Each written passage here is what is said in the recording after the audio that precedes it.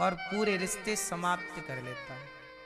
और फिर लोग उम्मीद करते हैं कि चलो जी तुमसे तलाक लेंगे, और तलाक लेने के बाद साल 2 साल के अंदर आप दूसरा लड़का ढूंढने लग जाते हैं। तो क्या गारंटी है कि जो दूसरा वाला मिलेगा वो नहीं डांटेगा, या दूसरी वाली जो औरत आएगी, पत्नी आएगी, वो तुम्हें कुछ अपशब्द नहीं कहेगी? इसकी गारंटी कौन लेगा? सारी जिंदगी बर्तन यदि एक साथ हैं तो खटपट होगी। बोलो हाँ। घाव हो जाता है तो हम घाव होने से हाथ नहीं काटते, उस पर दवाई करके उसका इलाज करते हैं। रिश्ते खराब हो गए तो रिश्ते त्यागते नहीं हैं, उन्हें समझा बुझाकर ठीक करने का प्रयास करते हैं। और ठीक क्या नहीं हो सकता? ठीक क्या नहीं हो सकता ये बताइए? बोलो मां मेरी मैया, ठीक क्या नहीं हो सकता? टूटी हड्डी जुड़ सकती है, तो टूटे रिश्ते क्यों नहीं जुड़ सकते? प्रकृति कैसी है? हड्डी टूट गई ना आपकी, 2 टुकड़े हो गई, तो 2 टुकड़े हड्डी भी जुड़कर एक हो सकती है, हो जाती है और नेचुरल होती है। प्लास्टर चढ़ा दिया, सही जगह चिपका के, खत्म बात। प्रकृति अपने से उसे ठीक करती है, शरीर अपने से उसे ठीक करता। बोलो हाँ। फिर जब प्रकृति ये कहती है कि 2 हड्डी, टूटी हुई हड्डी एक हो सकती है, तो चलो आज हमारी आपकी खटास है, आज हमारी तुम्हारी लड़ाई है, पर जरूरी थोड़ी है कि आज लड़ाई है तो कल भी लड़ाई रहे। हम कल एक भी तो हो सकते हैं, एक होने की संभावना भी तो है। बोलो हाँ। यदि आप चाहो तो सारी संभावनाएं हैं, और आप चाहो ही ना तब कोई संभावना नहीं। इसलिए भगवान कृष्ण शांति दूत बनकर के गए कि महाभारत से पहले मैं शांति दूत बनकर जाऊं, कल को दुनिया ये ना कहे कि आपने प्रयास नहीं किया था। मैंने तो प्रयास किया जोड़ने का, टालने का, महाभारत टालने का। अब फिर भी तुम्हारी मूर्खता, तुम्हारी अज्ञानता, तुम्हारा एटीट्यूड, दुर्योधन का अभिमान और कर्ण की अज्ञानता, कर्ण का ये घमंड कि मैं सबसे बड़ा बलवान हूं, कैसे साबित होऊंगा? मैं अर्जुन को मारूंगा। अपने को बड़ा मानने, अपने को बड़ा साबित करने के चक्कर में करोड़ों निर्दोष लोगों की हत्या हो गई। कितनी सेना मारी गई, कितने लोग मारे गए, कितनी माएं स्त्रियां विधवा हो गईं, कितनों के बेटा चले गए, भाई चले गए, बच्चे अनाथ हो गए। केवल एक कर्ण को अपने आप को खड़ा करना था कि जी मैं बड़ा हूं, मैं श्रेष्ठ धनुर्धर हूं। इसलिए मेरी मां, कई बार व्यक्ति का स्वयं का अहंकार औरों को ले डूबता है। उदाहरण दूसरा देखिए, गलती रावण ने की, सीता मां को चुरा लिया। रावण की गलती का परिणाम क्या हुआ?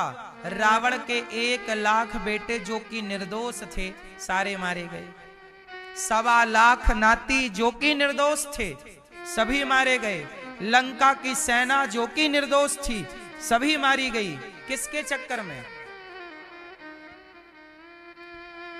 एक आदमी, एक वो व्यक्ति जिसको सुधरने का मौका राम ने दिया। हनुमान जी गए, भैया मान जा, सीता मैया वापस कर दे। अंगद जी गए, भैया मान जा, वापस कर दे। बार बार समझाया है राम जी ने रावण को, बार बार समझाया है भगवान कृष्ण ने दुर्योधन को। याद रखिएगा, जब आप लोग भी कुछ गलत करते हो तब बार बार आपकी आत्मा, आपका गुरु, आपकी माता, आपके पिता, आपके अच्छे मित्र समझाते हैं यार ये मत कर, पर आप नहीं सुनते। मैं समझा रहा हूं, शराब ना पियो, मांस ना खाओ, गलत ना करो, लेकिन आप नहीं सुनते और गलत करते हैं और बाद में आप परिणाम भोगते हैं, तब आप रोते हैं मेरे साथ ऐसा हुआ। जब समझाया जा रहा था क्यों नहीं समझा? कर्ण को भी समझाया था भगवान कृष्ण ने कि देख कर्ण, तू कुंती का बेटा है, राधे नहीं। रावण को भी समझाया, दुर्योधन को भी समझाया। ऐसे प्रकृति हमें भी समझाती है, गुरु के माध्यम से, माता पिता के माध्यम से, बड़े बुजुर्गों के माध्यम से। हम लोग नहीं समझते, हमके लगता है यार ये तो गधा मूर्ख है, हम ही होशियार हैं।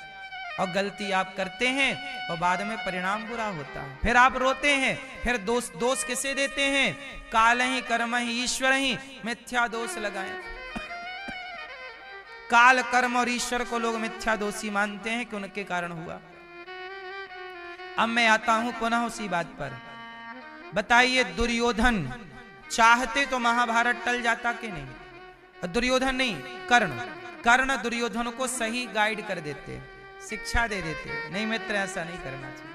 लेकिन उन्हें तो खुद को बड़ा धनुर्धर साबित करने की पड़ी थी ना, कि मैं अर्जुन को मार दूंगा तो दुनिया का सबसे श्रेष्ठ धनुर्धर मैं हूं। ये अपने को बड़ा करने के चक्कर में लोग दूसरे को मारना चाहते हैं। और हम ये कहते हैं कि अपनी लकीर बड़ी जरूर करनी चाहिए, पर दूसरे की लकीर को छेड़े बिना। उसे छेड़िए मत, आप बेहतर करिए। लड़ाइयां लड़नी जरूरी हैं, पर वो लड़ाइयां लड़िए जो धर्म है। व्यर्थ में क्यों लड़ना है ना मेरी मां? तो मित्र कैसा है? जो गलत से रोके, जो गलत में आपका सहयोगी बन जाए, वो मित्र नहीं है।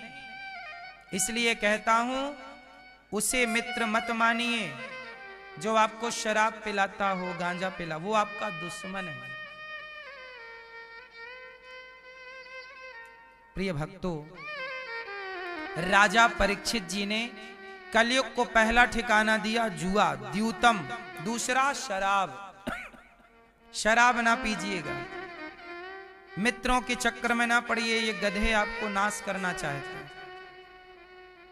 द्यूतम पानम, छोरा बैठ जाओ लाला। द्यूतम पानम, स्त्रिया, कलयुग का तीसरा स्थान है स्त्रिया। स्त्रिया मतलब पर नारी, पर पुरुष।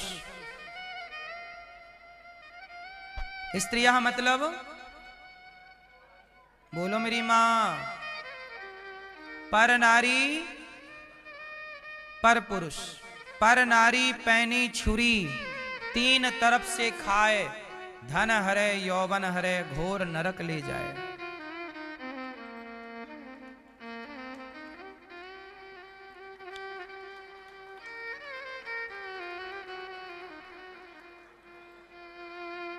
पराई स्त्री के चक्कर में ना पड़िएगा। मैया काहे तुम लड़ रही हो मेरी मां? चुप नहीं रह सकती हो? तुम्हारी बहू के साथ तुम क्या व्यवहार करती होगी, और सास के संग? कौन बोल रहा है इतना ज्यादा? पीली मैया हैं? मैया वृंदावन आके भी तुम लड़ रही हो, बताओ।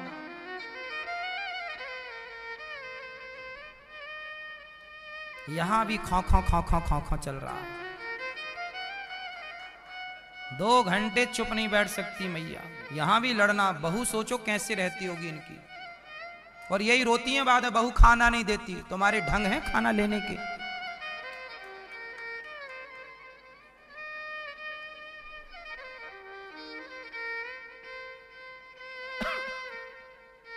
सुनो,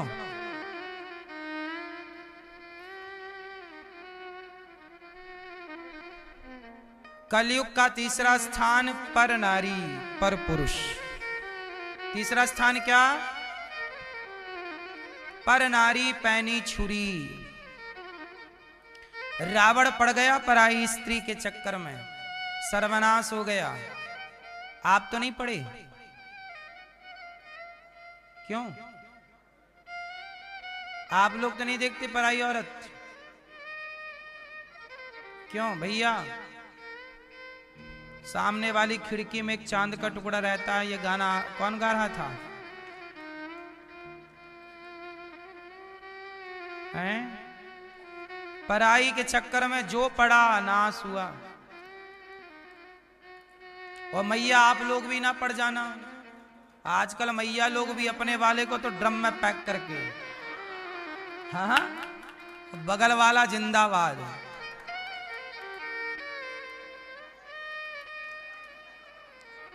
हैं?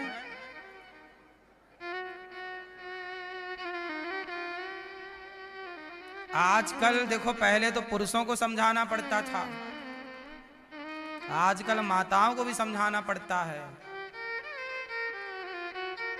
आजकल पता नहीं माताओं को क्या हो गया। एक लड़की का ब्याह हो रहा था, तो लड़की की मां को दामाद ही पसंद आ गया। बोली बेटा तू रुक, मैं आती हूं दामाद जी के संग घूम फिर के। भाग गई दामाद के संग। बोलो हाँ। लड़की बेचारी बैठी, शादी की तारीख पक्की हो गई थी उसकी बेचारी की। ये हाल चल रहा है अब कलयुग। ये सुनना बाकी था बस। ये सुना कि नहीं आप लोगों ने?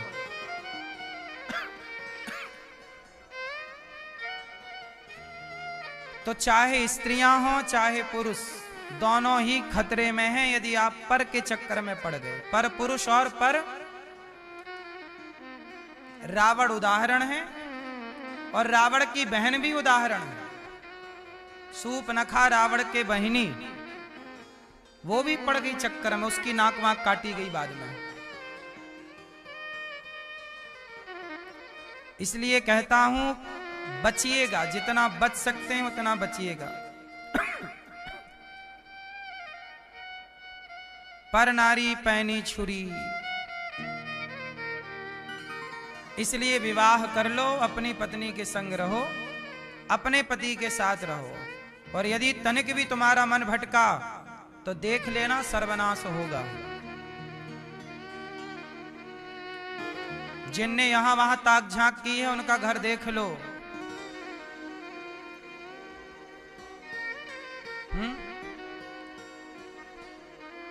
किया नहीं तो कर देखो। जिसने जिसने दगा किया है उसका जाकर घर देखो, है ना।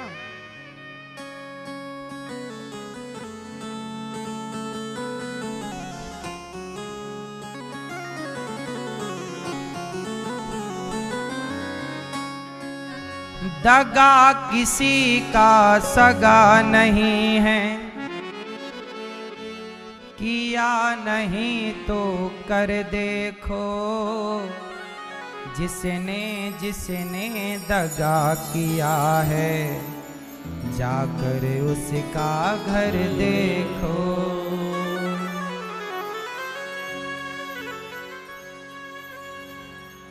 दगा किसी का सगा नहीं है, दगा किसी का सगा नहीं है, किया नहीं तो कर देखो। जिसने जिसने दगा किया है जाकर उसका घर देखो। अच्छा एक बात बताओ, पत्नी को धोखा दे देना, पति को धोखा दे देना, ये दगा ही तो है। दगा किसी का सगा नहीं है, दगा किसी का सगा नहीं है, किया नहीं तो कर देखो। जिसने जिसने दगा किया है जाकर उसका घर देखो। जिसने जिसने दगा किया है जाकर उसका घर देखो। दगा किसी का सगा नहीं है, दगा किसी का सगा नहीं है, किया नहीं तो कर देखो। जिसने जिसने दगा किया है जाकर उसका घर देखो। जिसने जिसने दगा किया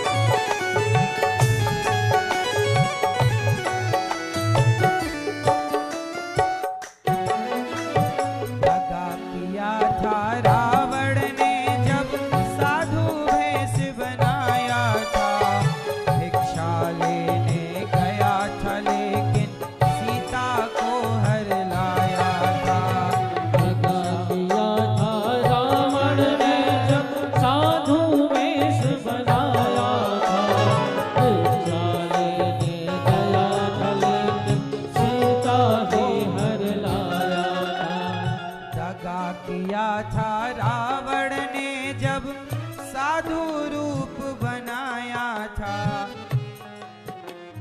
भिक्षा लेने गया था लेकिन सीता को हर लाया था। लंका नगरी राख बनाया, लंका नगरी राख बनाया।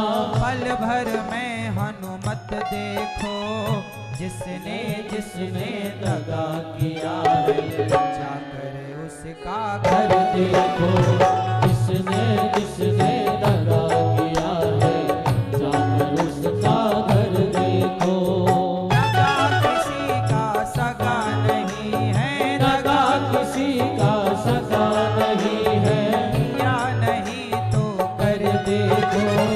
जिसने जिसने दगा किया है, जाकर उसका घर देखो। जिसने जिसने दगा किया है, जाकर उसका घर देखो।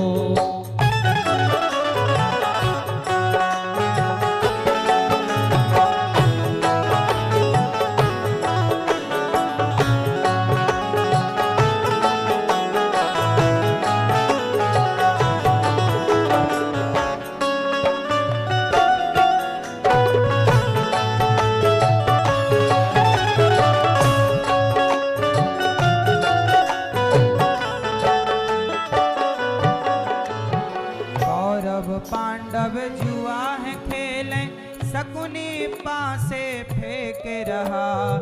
दुर्योधन की चालाकी को वो नटवर नागर देख रहा। दुर्योधन की चालाकी को नटवर नागर देख रहा। कौरव पांडव जुआ है खेलें, शकुनी पासे फेंक रहा। दुर्योधन की चालाकी को नटवर नागर देख रहा। बिना शत्रु के वंश मिटाया, बिना शत्रु के वंश मिटाया। बिना शत्रु के वंश मिटाया। लीला नटवर की देखो, जिसने जिसने दगा किया है, जाकर उसका घर देखो। जिसने जिसने दगा किया है, जाकर उसका घर देखो।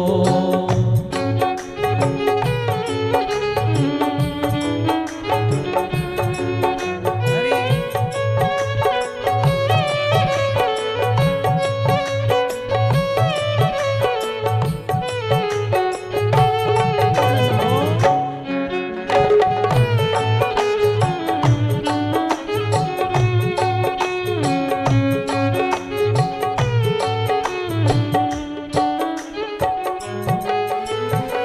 किसी को धोखा देकर प्यारे एक बार खुश हो जाना।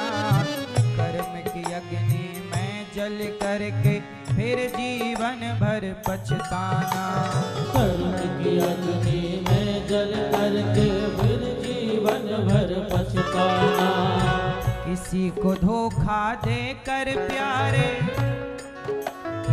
किसी को धोखा देकर प्यारे एक बार खुश हो जाना। धोखा देने में बड़ा मजा आता है, लेकिन कर्म की अग्नि में जल करके फिर जीवन भर पछताना। कर्म की अग्नि में जल करके फिर जीवन भर पछताना।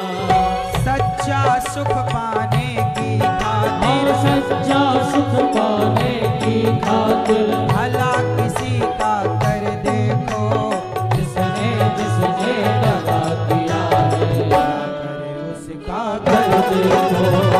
जिसने जिसने दगा किया है, जाकर उसका घर देखो।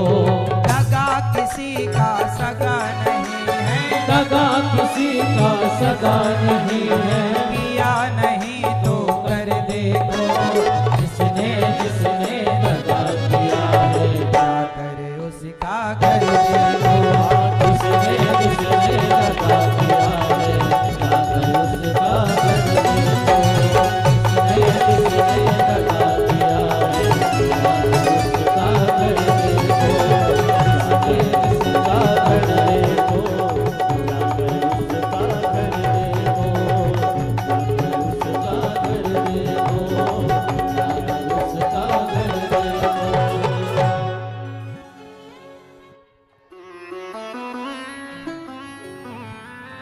कौरव पांडव जुआ है खेले, शकुनी पासे फेंक रहा, दुर्योधन की चालाकी को नटवर नागर देख रहा, बिना शत्रु के वंश मिटाया, लीला नटवर की देखो, जिसने जिसने दगा किया है। साहब कभी किसी का विश्वास मत तोड़िएगा। क्या ना तोड़िएगा? पत्नी विश्वास करती है आप पर, ना तोड़िएगा। पति विश्वास करता है आप पर, ना तोड़िएगा। विश्वास टूट जाता है ना तो सब कुछ टूट जाता है। आजकल बच्चे क्या कर रहे हैं? कुछ बच्चे अपने माता पिता का भरोसा तोड़ देते हैं। माँ बाप को बड़ा भरोसा है कि मेरा बच्चा अच्छा है, मेरा बच्चा बड़ा आज्ञाकारी है, मेरा बेटा धोखा नहीं देगा। कई बार लड़कियां लड़के मनमाने तरीके से किसी लड़की किसी लड़के के संग भाग जाते हैं। माँ बाप के सपने टूट जाते हैं, माँ बाप जीते जी मर जाते हैं। समाज में इज्जत समाप्त कर देते हैं कुछ बच्चे।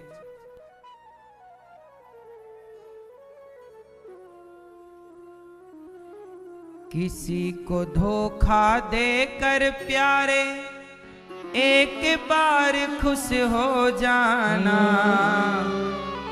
कर्म की अग्नि में जल करके फिर जीवन भर पछताना। सच्चा सुख पाने की खातिर, सच्चा सुख पाने की खातिर। आप सच्चा सुख कौन कौन पाना चाहते हो?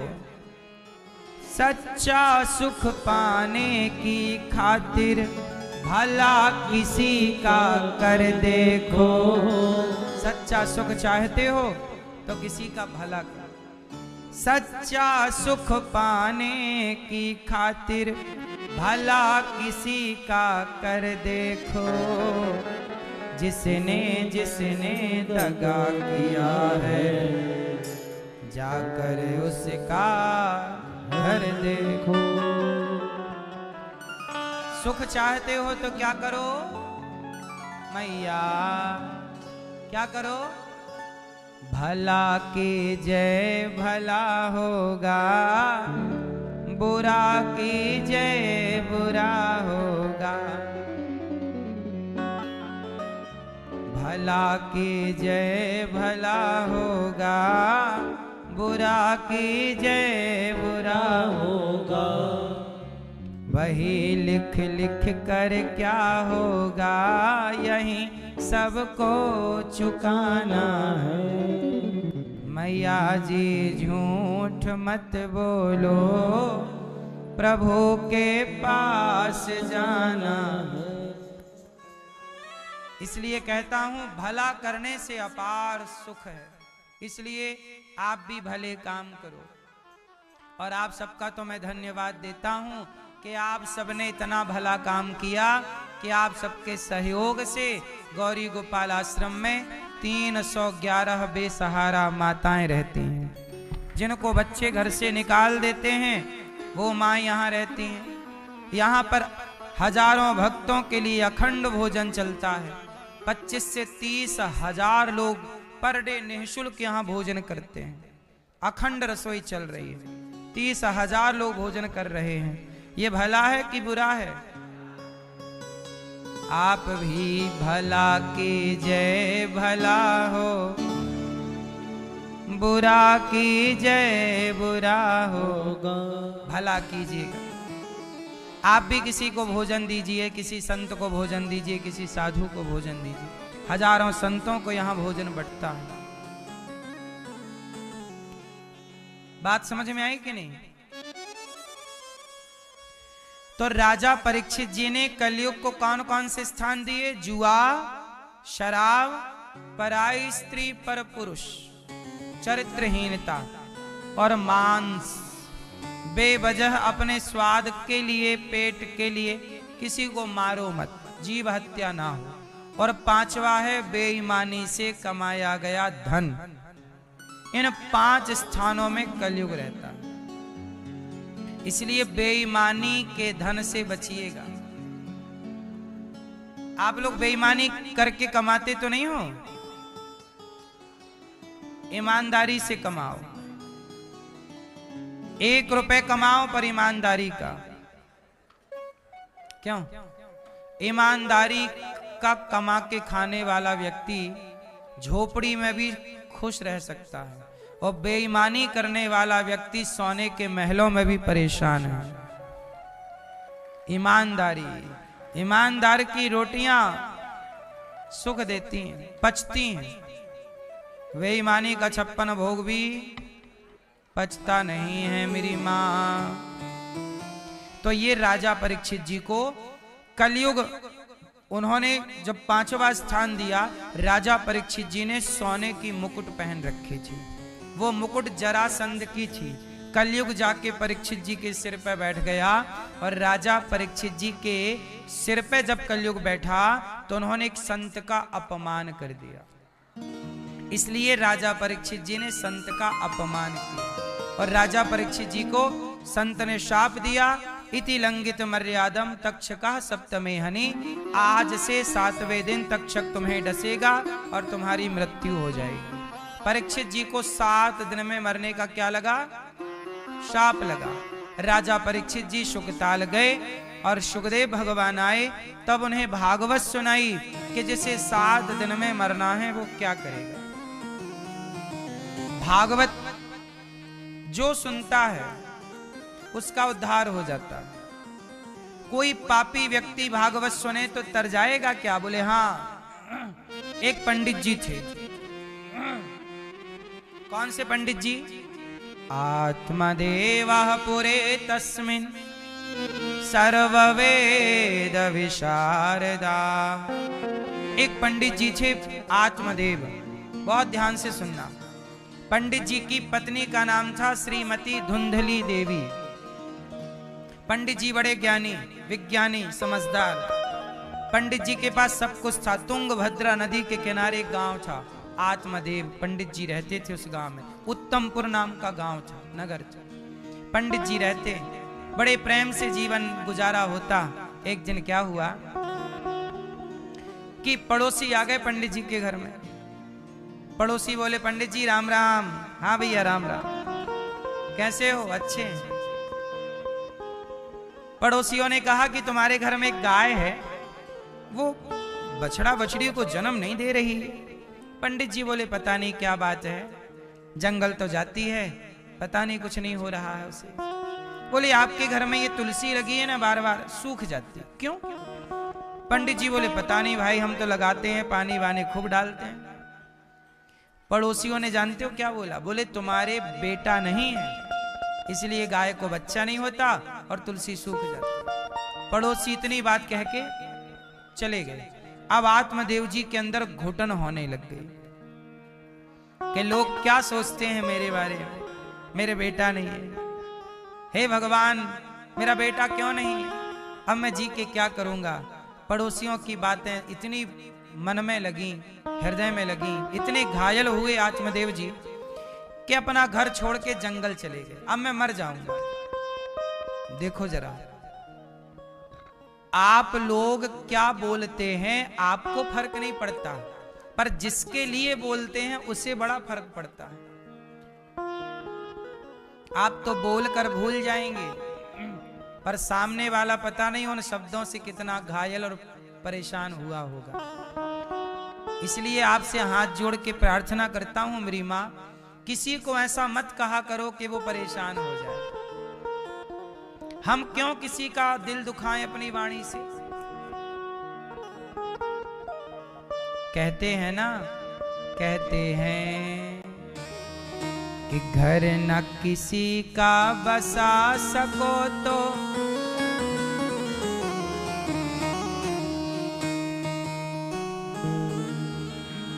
घर न किसी का बसा सको तो झोपड़ियां न जला देना।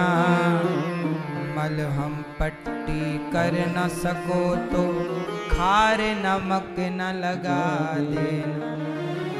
दीपक बन कर जल न सको तो दीपक बन कर जल न सको तो अंधियारा भी मत करना।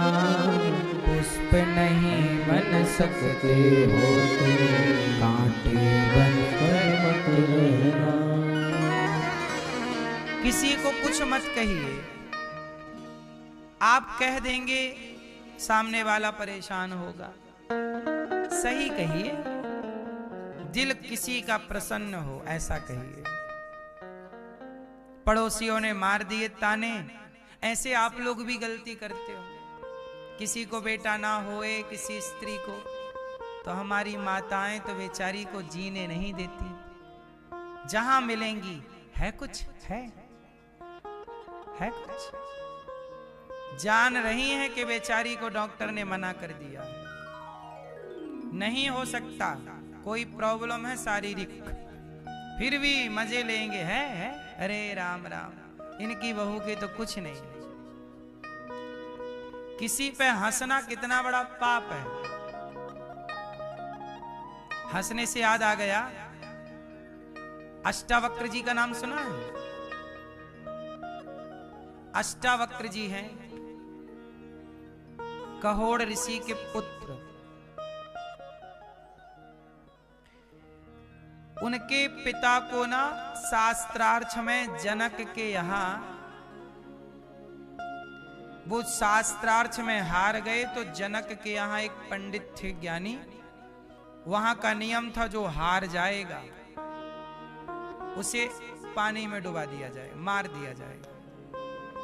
तो कहोड़ मतलब जब अष्टावक्र जी अपने मां के पेट में थे ना, तब इनके पिताजी शास्त्रार्थ में हार गए और उन्हें मार दिया गया। जब ये बड़े हुए 8-10 साल के, तो इन्होंने अपनी मां से कहा, मां मेरे पिताजी कहाँ हैं? कौन? उनका नाम अष्टावक्र क्यों है? क्योंकि वो 8 जगह से टेढ़े थे। आप ये कह सकते हैं कि वो हाथ टेढ़ा, ये कमर टेढ़ी,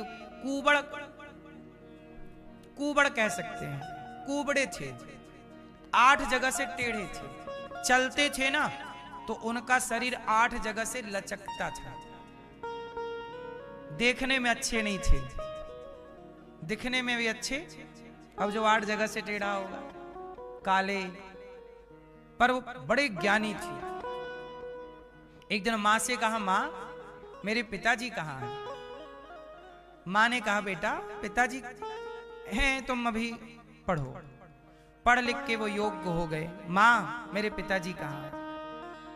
मां ने कहा, बेटा क्या करोगे जान के पिताजी का? ना मां मुझे जानना। तब मां ने जबरदस्ती की, मेरे पिता कहाँ बता। मां ने तब बताया कि तुम्हारे पिता जनक की सभा में गए थे और वहां बंदी नाम का एक विद्वान पंडित, उन्होंने तुम्हारे पिता को शास्त्रार्थ में हरा दिया और वो पानी में डूब गए, उन्हें डुबा दिया, मर गए। अष्टावक्र जी बोले, मैं जाऊंगा। मां बोली, बेटा मैं पति गवा चुकी हूं, पुत्र नहीं, तुम ही तो मेरा सहारा हो। अब देखना, हंसने से मुझे ये बात याद आई, आप भी जरा हंसिएगा, सुनिएगा कि हंसना भी क्या है। हंसना चाहिए वहां जहां हंसने की बात हो। जरूर हंसते रहना चाहिए,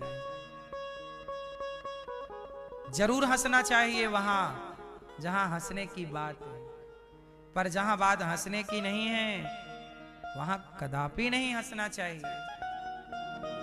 हाँ, जिंदगी कैसी हो, हंसते हंसते कट जाए रस्ते, जिंदगी यूं ही चलती रहे।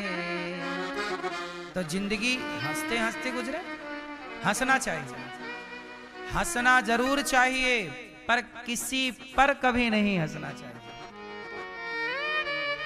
अष्टावक्र जी चले, मां आशीर्वाद प्रणाम, चले। अब अष्टावक्र जी जब चलते ना, तो भांगड़ा डिस्को एक साथ होता। उनका शरीर लचकीला था। जनक की सभा में पहुंचे तो द्वारपालों ने रोक दिया, रुको, कौन हो तुम? अष्टावक्र जी ने कहा, मुझे जनक से मिलना है। राजा जनक के यहाँ कोई बंदी नाम का विद्वान ब्राह्मण है, मुझे उससे शास्त्रार्थ करना है। द्वारपाल बोले, बच्चा तुम बेटा बच्चे हो, तुम्हारी उम्र बंदी से शास्त्रार्थ कर, बंदी बहुत बड़ा ज्ञानी है, बड़े बड़े ज्ञानियों को पछाड़ चुका है, तुम तो बालक हो। अष्टावक्र जी बोले, नहीं, मुझे जाने दो। जब द्वारपालों ने रोका, अष्टावक्र जी ने विरोध किया, तो आवाज चली गई जनक के यहाँ। जनक जी बोले, आने दो, आने दो। आए। जनक का दरबार लगा हुआ था, सभा बड़ी थी, जनक बड़े विद्वान थे। जैसे ही अष्टावक्र जी घुसे ना, अष्टावक्र जी जब घुसे तो अष्टावक्र जी को देखकर जनक के दरबार में जितने लोग बैठे थे सब हंसने लगे। हा हा हा, खूब हंसे, खूब हंसे, क्योंकि उनका चलना टेढ़ा टापता था, तो देख के सबको हंसी आ गई, सब हंसे। और जब सब हंसे तो अष्टावक्र जी भी हंसे, हा हा हा हा। अष्टावक्र जी हंसे तो जनक ने कहा कि महाराज, सभा के लोग इसलिए हंसे कि आप टेढ़े हैं, पर आप किस पर हंसे ये बताइए। तब अष्टावक्र जी ने कहा, महाराज क्षमा कीजिएगा, मैंने तो सुना था कि आपकी सभा में विद्वान लोग बैठते हैं, आज आकर देखा तो पता चला कि यहां तो मोची बैठे हैं। मोची? हाँ, चमड़े की पहचान किसे होती है? मोची को। पूछो इन मोचियों से, पूछो इन लोगों से, अपने मूर्खों से, अपने मूर्ख विद्वानों से पूछो कि वो किस पर हंसे, मुझ पर हंसे या मुझे बनाने वाले पर हंसे। क्योंकि यदि आज मैं टेढ़ा हूं, आज मैं लंगड़ा हूं, तो मुझे मैंने नहीं बनाया, मुझे बनाने वाले ने ऐसा बनाया। इसमें मेरी क्या गलती? मैं ऐसा हूं, इसमें मेरी क्या गलती है? आप ऐसे हैं, इसमें आपकी क्या गलती है? आपको बनाने वाले ने जैसा आपको बना दिया, आप वैसे, इसमें आपकी क्या गलती? पूछो इन मूर्खों से, ये हंसे किस पर? मुझ पर हंसे या मुझे बनाने वाले पर हंसे? अब राजा जनक की सभा बिल्कुल स्तब्ध हो गई, चुप। जनक जी की सभा में कोई उत्तर नहीं। किस पर हंसे? मुझ पर हंसे या मुझे बनाने वाले पर? क्यों मैया, आप हो कि आपको बनाने वाला है? आप हो? आप हो? क्यों बताओ जरा, आप लोग हैं कि नहीं है? आपका अपना अस्तित्व है? हैं? हमारा अपना कोई अस्तित्व नहीं।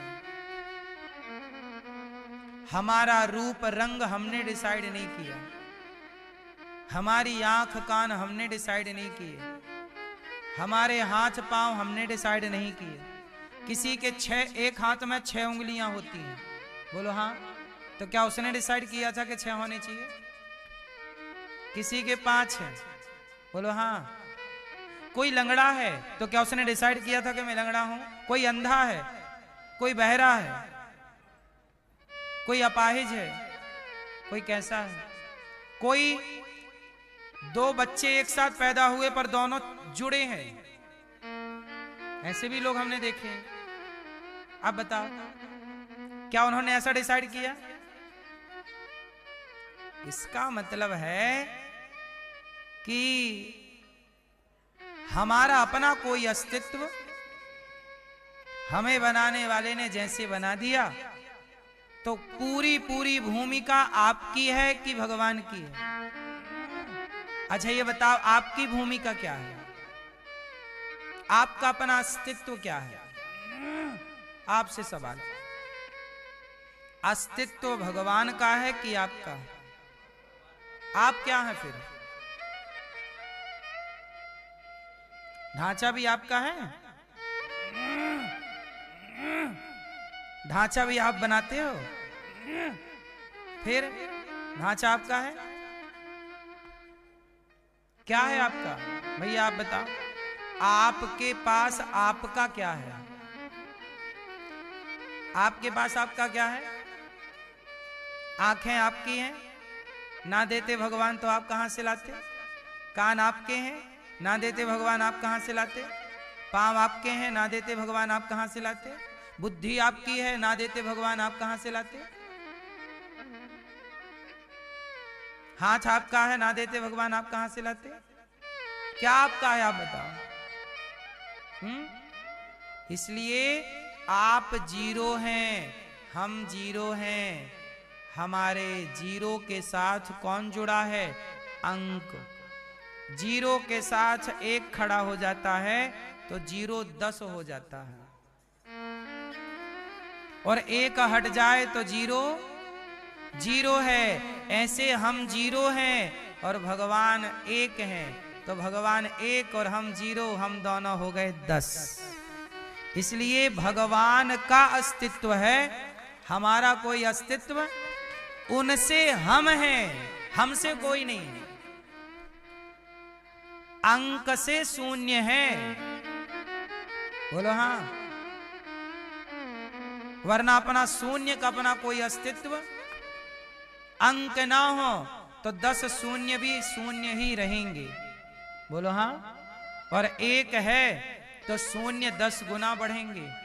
एक शून्य में 10, 2 शून्य में 100, 3 शून्य में 1000, बोलो हाँ। शून्य 10 गुना बढ़ता है यदि आगे अंक हो तो। ऐसे आगे कृष्ण है, पीछे हम हैं, तो आपका भी परिवार व्यापार 10 गुना बढ़ेगा। लेकिन कब? जब आपके आगे। इसलिए अपने को आगे मत करिएगा। महाभारत में आगे अर्जुन थे कि कृष्ण? उत्तर, आगे कौन है? हाँ, महाभारत में आगे कौन है? कृष्ण आगे हैं, अर्जुन हाँ जीरो पीछे रहता है। अंक बस इतना समझ लो कि खुद आगे मत हो जाना।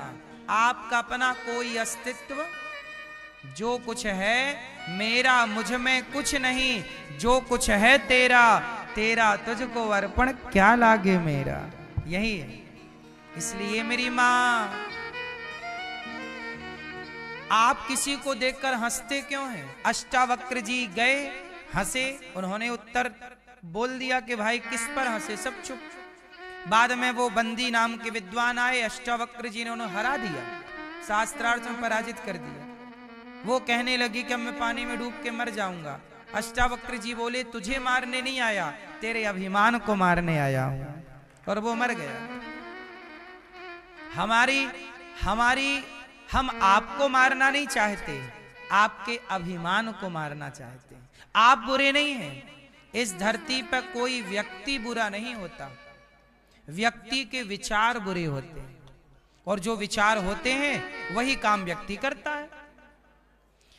आप बुरे हैं क्या? नहीं, आपके विचार बुरे हो। रावण बुरा नहीं था, रावण के मन में विचार आ गया सीता मां को चुराने का। ये विचार नहीं आता तो रावण अच्छा था। दुर्योधन के अंदर विचार आ गया कि वो पांडवों की संपत्ति हड़प ले, द्रौपदी के कपड़े उतारे। ये विचार ना होता तो दुर्योधन में क्या बुराई थी? इसलिए व्यक्ति बुरा नहीं होता। कौन बुरा होता है? इसलिए कहते हैं बुरे विचारों का विसर्जन करो, बुरे विचार त्याग दो, अच्छे विचार ग्रहण करो। असतो मां सद्गमय, तमसो मां ज्योतिर्गमय। अंधकार से हम प्रकाश की ओर जाएं, अज्ञान से हम ज्ञान की ओर जाएं। बोलो हाँ। अब देखो, आत्मदेव जी को पड़ोसियों ने कह दिया कि तुम्हारे बेटा नहीं है। मैया आप लोग तो नहीं हंसती हो ना किसी पे? बेटा नहीं, अच्छा किसी को बेटा नहीं होता। क्यों नहीं होता किसी को बच्चा मैया? किसी को बेटा नहीं होता। बोलो हाँ, बच्चा नहीं होता, लड़का लड़की कुछ भी। क्यों नहीं होता?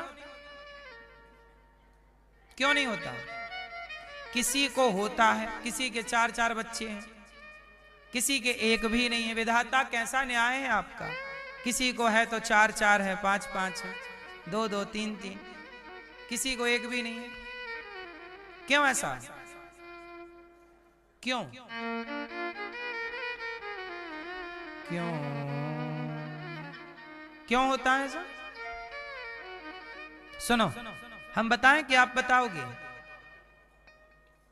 मैया जा रही हो मेरी माँ? नहीं? अच्छा सुनो, किसी को 4 4 बच्चे होते हैं, किसी को एक भी नहीं होता। क्यों नहीं होता बता दूं? बच्चे इसलिए नहीं होते किसी को, क्योंकि बच्चे होते इसलिए हैं क्योंकि बच्चे जब होते हैं वह अपने माँ बाप का ऋण चुकाने आते हैं। संतान हमेशा माँ बाप का क्या चुकाती है? तो जिसके सिर पर ऋण था वहां बच्चे आ गए, और जिसके सिर पर ऋण था ही नहीं, भगवान बोले तुझे झंझट में क्यों डालें, इसलिए तू आनंद से रहे। तेरे सिर पर कोई ऋण ही नहीं है, तू परेशान मत हो।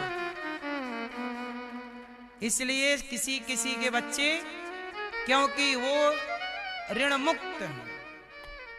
अब आप कहोगे कि महाराज जी फिर हमारा उद्धार कैसे होगा? तो सुनो, जब आप ऋण मुक्त हो तो आपको जरूरत ही नहीं किसी की। उद्धार कोई बेटे से थोड़ी होता है, अच्छे कर्म करने से उद्धार होता है। अब आप कहोगे हमारी चिता पे आग कौन लगाएगा? अब आजकल चिता का जमाना ही कहाँ, आजकल तो मशीन का जमाना है। एक तरफ से आदमी डालो, दूसरी तरफ से राख निकलती है हाथों हाथ। एक सज्जन रो रहे थे, महाराज जी बच्चा नहीं है हमारे, मर जाएंगे, आग कौन लगाएगा? हमने कहा तुम मरो तो आग लगाने वालों की कमी है। आज मरने से पहले ही लोग आग लगा दे रहे हैं। अभी धर्मेंद्र जी मरे नहीं थे कि मीडिया वालों ने मार दिया, मर गए। आजकल तो जल्दी है सबको, कम मरे हैं, है ना? सही है गलत है? धर्मेंद्र जी अभी मरे नहीं थे, मीडिया वालों को बड़ी जल्दी थी, मार वार के उनका तो फोटो में माला वाला भी पहना दिया। तो आजकल तो देखो एडवांस जमाना है। देखो ऐसे झूठ बोलती है मीडिया खुलेआम, और यही मीडिया संतों को बदनाम करना चाहती है। सोचो कि मीडिया कितना सच बोलती होगी, संतों पर कितना। अभी कुछ महीने पहले देखा होगा मीडिया वालों ने पूज्य प्रेमानंद जी को, हमें कितना उल्टा सीधा कहा और बदनाम करने का प्रयास किया। लेकिन इनकी सच्चाई सामने आ गई ना, कि कितना झूठ बोलते, जिंदा को मार डालते हैं। अब देख लीजिए कि कितना झूठ बोलते होंगे, संतों को किस तरह से बदनाम करना चाहते हैं लोग। इसलिए कहते हैं कि मीडिया आज की भरोसा करने योग्य, आप बताइए